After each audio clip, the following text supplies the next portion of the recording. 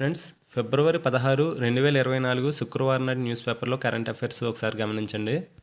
ఎన్నికల బాండ్లు రాజ్యాంగ విరుద్ధం అని చెప్పి భారతదేశ సుప్రీంకోర్టు ఒక సంచలనమైన తీర్పు ఇవ్వడం జరిగింది. ఇది దేనికి సంబంధించిందంటే రాజకీయ పార్టీలకు ఎన్నికల సంబంధించి ఫండ్ అని ఇవ్వటం జరుగుతాయి కొన్ని సంస్థలు. అటువంటి సంస్థలు ఎన్నికల బాండ్ల రూపంలో అటువంటి ఫండ్స్ ఇవ్వటం రాజ్యాంగ విరుద్ధం అని చెప్పి తీర్పు ఇవ్వడం జరిగింది. ఇక్కడ చూడండి, రాజకీయ పార్టీలకు విరాళాలు ఇచ్చేందుకు కేంద్ర ప్రభుత్వం ప్రవేశపెట్టిన ఎన్నికల బాండ్ల పథకం రాజ్యాంగ విరుద్ధమని సుప్రీంకోర్టు రాజ్యాంగ ధర్మాసనం సంచలన తీర్పు ఇవ్వటం జరిగింది.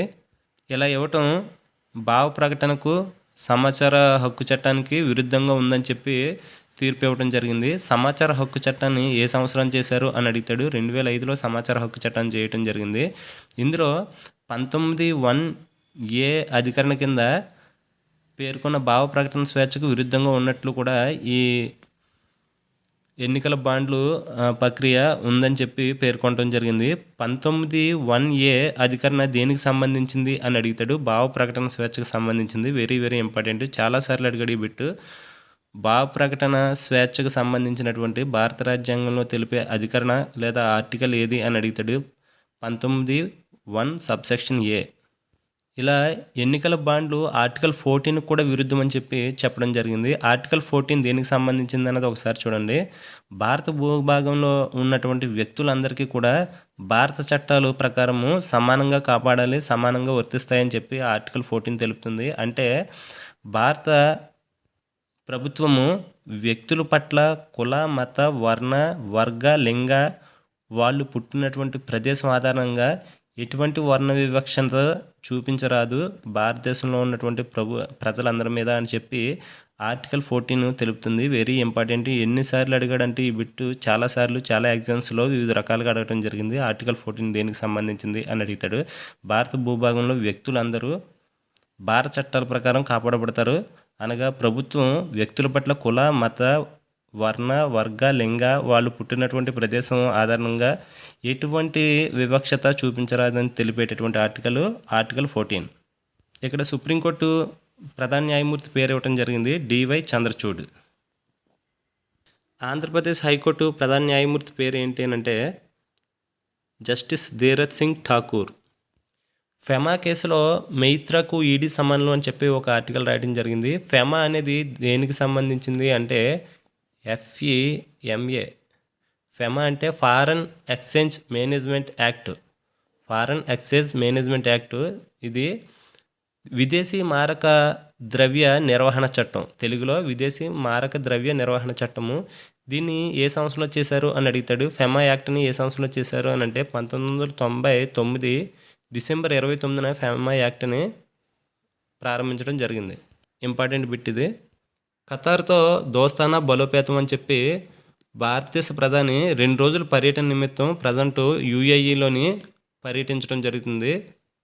అక్కడి నుంచి ఖతార్కి కూడా వెళ్ళడం జరిగింది. ఇది వెరీ ఇంపార్టెంట్ అంతర్జాతీయ వ్యవహారం. ఎందుకంటే ఖతార్ దేశము ఇటీవల కాలంలోనే భారతదేశానికి చెందినటువంటి 8 నౌకాదళ మాజీ అధికారులను ఉరిశిక్షను రద్దు చేసి విడుదల చేయడం జరిగింది. వెరీ వెరీ ఇంపార్టెంట్ బిట్ ఇది. ఎంతమంది భారత నౌకాదళ మాజీ అధికారులను ఇటీవల ప్రభుత్వం మరణశిక్ష ఏ దేశ ప్రభుత్వం మరణశిక్షను రద్దు చేసి 8 మంది భారత నౌకాదళ మాజీ అధికారులను విడుదల చేసింది అని అడుగుతాడు. ఖతార్ దేశం. ఖతార్ దేశం యొక్క ప్రధాని అధ్యక్షుడి పేరు ఒకసారి చూడండి, Sheikh Tamim bin Hamad Al Thani. Qatar పాలకుడు Sheikh Tamim bin Hamad Al Thani. అదేవిధంగా ఖతార్ దేశం యొక్క ప్రధానమంత్రి పేరు కూడా గుర్తుపెట్టుకోండి, Sheikh Mohammed bin Abdul Rahman Al Thani. Sheikh Mohammed bin Abdul Rahman Al Thani. అధ్యక్షుడి పేరు, ప్రధాని పేరు డిఫరెన్స్ గుర్తుపెట్టుకోండి. 2 పేర్లు ఒకలాగే ఉన్నాయి కాబట్టి ప్రధాని పేరు అడిగితే అధ్యక్షుడి పేరు అడిగితే ప్రధాని పేరు పెట్టడానికి ఛాన్స్ ఉంటుంది మిస్టేక్ అవ్వడానికి. కాబట్టి క్లారిటీగా గుర్తుపెట్టుకోండి. అంతర్జాతీయంగా భారతదేశం దౌత్యపరంగా సాధించినటువంటి అతిపెద్ద విజయం. దీని నుంచి ఖచ్చితంగా బిట్ రావడానికి 100% ఛాన్స్ ఉంది. భారతదేశ ప్రధానిగా ఇప్పటి వరకు ఖతార్కి ఎన్నిసార్లు పర్యటించారు భారతదేశ ప్రధాని అని అంటే ఇది రెండవది. 2016లో మొదటిసారి వెళ్ళారు. 2024లో రెండోసారి వెళ్ళడం జరిగింది. ఇప్పుడు దాకా భారతదేశ ఏ ప్రధాని కూడా ఖతార్ దేశానికి వెళ్ళింది లేదు. మోడీ ఒక్కరే 2 సార్లు వెళ్ళడం జరిగింది. ఇక్కడ ఆస్ట్రేలియా ప్రధాని పేరు ఇవ్వడం జరిగింది. ఆస్ట్రేలియా దేశం యొక్క ప్రధాని పేరు ఆల్బనీస్. అదేవిధంగా రష్యా అధ్యక్షుడి పేరు ఇవ్వడం కూడా జరిగింది. ఇక్కడ రష్యా అధ్యక్షుడి పేరు వ్లాదిమిర్ పుతిన్. భారతదేశ రాష్ట్రపతి అయినటువంటి ద్రౌపది ముర్ము పార్లమెంట్ని ప్రోరోగ్ చేస్తూ లోక్సభ సమావేశాలను ముగించడం జరిగింది. ప్రస్తుతం ఎన్నవ లోక్సభ సమావేశాలు ముగియటం జరిగింది అని అడుగుతాడు. 17వ లోక్సభ. ప్రస్తుతం ఉన్నటువంటి లోక్సభ ఎన్నవది అని అంటే 17వ లోక్సభ. 18వ లోక్సభకి ఎన్నికలు జరగబోతున్నాయి. నేడు ఆంధ్రప్రదేశ్ విశాఖపట్నానికి గోవా గవర్నరు రావటం జరుగుతుంది. కాబట్టి గోవా గవర్నర్ పేరు అడగడానికి ఛాన్స్ ఉంటుంది. పిఎస్ శ్రీధరన్ పిల్లై. వృధాను అరికడితే సరిపడా విద్యుత్తు అని చెప్పి సౌర విద్యుత్ గురించి ఒక ఆర్టికల్ రాశాడు. ఇందులో ఇంపార్టెంట్ పాయింట్స్ ఉన్నాయి, ఒకసారి చూడండి. ఇటీవల కాలంలో కేంద్ర ప్రభుత్వం ఏ రేటింగ్ ఉన్నటువంటి ఏసీలు, యంత్రాలు, రిఫ్రిజిరేటరు, ఎల్ఈడి దీపాలు, ఫ్యాన్లను వినియోగించాలి విద్యుత్తుని ఆదా చేయడానికి అని అంటాడు. బీఈఈ వెబ్రివేషన్ కూడా అడగడానికి ఛాన్స్ ఉంటుంది. Bureau of energy efficiency. ఈ రేటింగ్ ఉన్నటువంటి ఏసీలను, యంత్రాలను, రిఫ్రిజిరేటరు, ఎల్ఈడి దీపాలు, ఫ్యాన్లను వినియోగించడం ద్వారా విద్యుత్తును ఆదా చేయొచ్చు అని చెప్పి కేంద్ర ప్రభుత్వం ఇటీవల కాలంలో తెలపడం జరిగింది. అదేవిధంగా ఇప్పటి వరకు అత్యధికంగా బొగ్గుని వినియోగించడం ద్వారా విద్యుత్తును ఉత్పత్తి చేయడం జరుగుతుంది. బొగ్గును కాకుండా సౌర విద్యుత్తును కూడా ఉత్పత్తి చేయటం ముఖ్యమని చెప్పి కేంద్ర ప్రభుత్వం సౌర విద్యుత్పత్తిని కూడా పెంపొందించాలని చెప్పి కొన్ని రాయితీలను ఇవ్వడం జరిగింది. దాని గురించి ఒకసారి చూడండి. అసలు దేశంలోని మొట్టమొదటిసారిగానే పూర్తి స్థాయి సౌర విద్యుత్ గ్రామంగా అవతరించినటువంటి గ్రామం ఏది అని అడుగుతాడు. గుజరాత్ రాష్ట్రంలోని మొదేరా అనే గ్రామం దేశంలోనే మొట్టమొదటిసారిగా పూర్తి స్థాయి సౌర విద్యుత్ గ్రామంగా అవతరించడం జరిగింది. చాలా చాలా ఇంపార్టెంట్ బిట్ ఇది. ఇప్పుడు తెలంగాణలో కూడా ఒక 2 గ్రామాలు ఏర్పడటం జరిగింది. అలాగా అవి ఏంటో చూడండి. తెలంగాణలో ఆదిలాబాద్ జిల్లాలోని ముఖరా, కామారెడ్డి జిల్లాలోని అంకోల్ క్యాంపు తదితర గ్రామాల్లోనూ సౌర వెలుగులు విరజిమ్ముతున్నాయి. వ్యవసాయ బావుల వద్ద, ఇది ఇంపార్టెంట్ బిట్, వ్యవసాయ బావుల వద్ద 7.5 హార్స్ పవర్ వరకు సామర్థ్యం ఉన్న మోటార్లకు సౌర పలకల ద్వారా కరెంటు అందించాలని ప్రధానమంత్రి కుసుమ్ పథకాన్ని నిర్దేశించింది. కుసుమ్ పథకం దేనికి సంబంధించింది అని కూడా అడుగుతాడు. వ్యవసాయ బావుల వద్ద 7.5 హార్స్ పవర్ వరకు సామర్థ్యం ఉన్న మోటార్లకు సౌర పలకలను ద్వారా కరెంటును అందించాలని ఏర్పాటు చేసినటువంటి పథకం పేరు ప్రధానమంత్రి కుసుమ్ పథకం. వీటి స్థాపనకు అయ్యే ఖర్చులో కేంద్రం 30%, రాష్ట్ర ప్రభుత్వం 30%, ఇంకో 30% పెట్టుబడి వడ్డీకి బ్యాంకు రుణంగా అందించడం జరుగుతుంది. కేవలం రైతు ఎంత భరించాల్సి ఉంటుంది అని అడిగితే 10%. వీటిని ఏర్పాటు చేయడానికి 10% రైతు భరించాల్సి ఉంటుంది. Very very important. ఇందులోంచి బిట్టు కూడా రావడానికి ఛాన్స్ ఉంటుంది. భవనాలు పైకప్పులపై సౌర పలకాల ఏర్పాటు ద్వారా ఎవరికి వారే తమ అవసరాల కోసం విద్యుత్ ఉత్పత్తిని చేసుకోవచ్చు. భవనాలపై సౌర పలకాలు ఏర్పాటుకు ఇచ్చే రాయితీని 14,000 నుంచి కేంద్రం ప్రస్తుతం ఎంత పెంచింది అని అడుగుతాడు. 18,000కు ఈ రాయితీని పెంచడం జరిగింది. ఇంకొకసారి చూడండి. భవనాలపై సౌర పలకాల ఏర్పాటుకు ఇచ్చే రాయితీని కేంద్ర ప్రభుత్వం 14,000 రూపాయల నుంచి ఎన్ని వేలకు పెంచింది అని అడుగుతాడు. 18,000కు. జనారోగ్యానికి క్రషింగ్ కాటు అని చెప్పి కంకర్ని శుద్ధి చేసేటటువంటి యంత్రాల ద్వారా వాయు కాలుష్యం, జల కాలుష్యము, నీటి కాలుష్యము జరుగుతుంది అని చెప్పి ఒక ఆర్టికల్ రాయడం జరిగింది. ఇందులోని ప్రపంచ ఆరోగ్య సంస్థ నాణ్యతా ప్రమాణాల ప్రకారం గాలిలో సూక్ష్మధూళి కణాలు PM2.5 సాంద్రత ఘనపు మీటర్కు 5 మైక్రోగ్రాములకు మించకూడదు అని చెప్పి తెలపడం జరిగింది.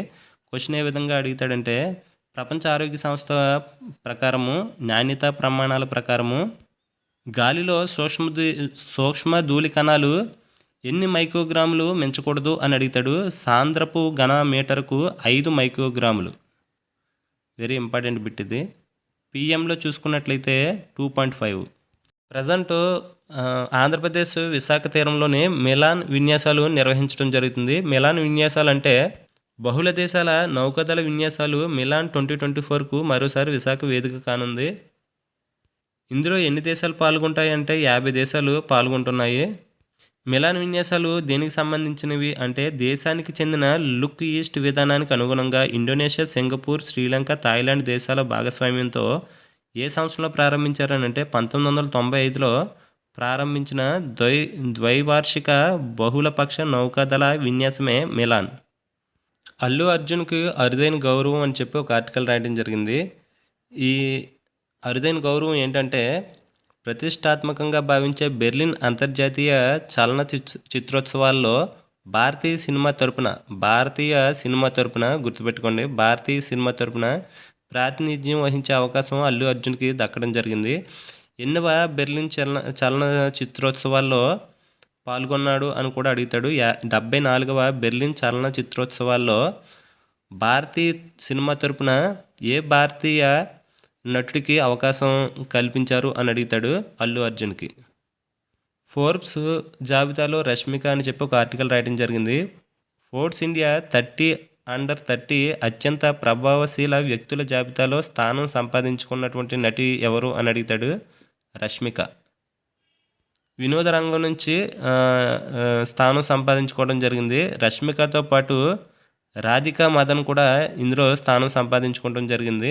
ఇందులో 3 తెలుగు యువకులకు కూడా చోటు లభించడం జరిగింది. ఫోర్బ్స్ 30 3 తెలుగు యువకులకు కూడా చోటు కల్పించారు. ఆ చోటు సంపాదించినటువంటి 3 పేర్లు కూడా చూడండి. హైదరాబాద్కి చెందిన అంకుర సంస్థ నెక్స్ట్ వేవ్ వ్యవస్థాపకులైన Shashank Gujjala 27, Anupam Pedarla and Endure Air Systems CEO Ramakrishna Mendu, ఈ 3 కూడా ఫోర్బ్స్ 30 స్థానం సంపాదించుకోవడం జరిగింది. పంజాబ్ రాష్ట్రం ముఖ్యమంత్రి పేరు ఇవ్వడం జరిగింది. ఇక్కడ పంజాబ్ రాష్ట్రం యొక్క ముఖ్యమంత్రి పేరు భగవంత్ మాన్.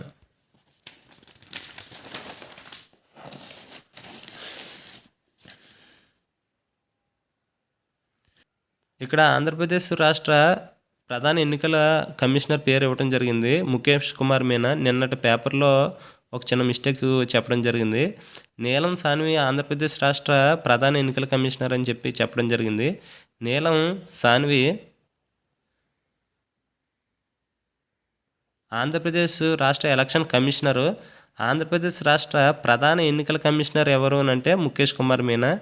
ఆంధ్రప్రదేశ్ ఎలక్షన్ కమిటీలో కమిషనర్లు ఉంటారు. ఆ కమిషనర్లో నీలం సాన్వి ఒకరు. కానీ ఒక ప్రధాన ఎన్నికల కమిషనర్ అయితే ఒకరే ఉంటారు. ఆ ప్రధాన ఎన్నికల కమిషనరు ముఖేష్ కుమార్ మీనా.